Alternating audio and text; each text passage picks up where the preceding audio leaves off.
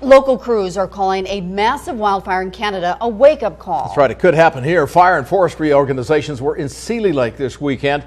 It's a town that faced the threat of destruction 9 years ago when the massive Jocko fire burned dangerously close. Montana McLaughlin was in Sealy to get the story. On any day, at any second, it could happen to you. Dave Larson remembers the fire that ripped through his Bitterroot Valley town in 2000.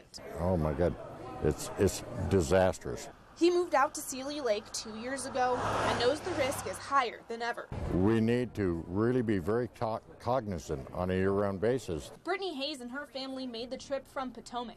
They've been evacuated several times. Scary, having to have everything packed up in your car because you don't know what's going to happen. You'll hear stories like this from people all across western Montana. That's why this year, fire and forestry crews are making sure people get the message. If we can eliminate the people part of it, that's our goal. Jordan Copin, spokesman for the DNRC, says fire seasons are getting longer and hotter than ever. People get pretty relaxed from year to year after we don't have an event going on. They're like, well, we don't think fire is going to happen in this valley. We're trying to get people to know what to do before an event happens, so they're not scrambling when they have an evacuation order. He also says it's important to educate your kids. Mark Meisner Welch makes a point of it after living through the Jocko Lake fire in 2007. We updated our smoke alarms, and we've been working on teaching them an evacuation route. He now says their plan is to escape out of a window to their carport, a scenario his grandkids Lillian, Max, and I all got to experience in a mock fire safety training. All right, so we're about to go look through the fire safety house to see if we can spot any potential fire hazards inside. Come on in.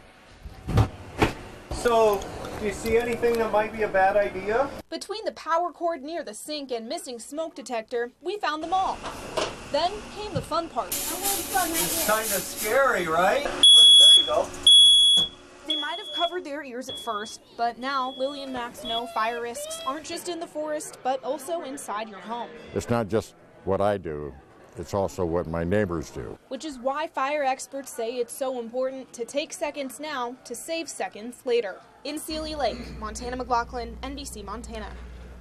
Fire experts say there are things you can do and should do before a fire threatens. Sign up for emergency text alerts. That's the most efficient way to know when to leave and where to go. Have fire experts inspect your home for problem areas. Move the wood piles and the fuels at least 30 feet away from the buildings, and plan an evacuation route and a meeting spot before the flames threaten. Now, if you missed Saturday's event, you can find more information on fire season preparations, including a checklist. It's on our website, NBCMontana.com. If you were out stargazing last night, you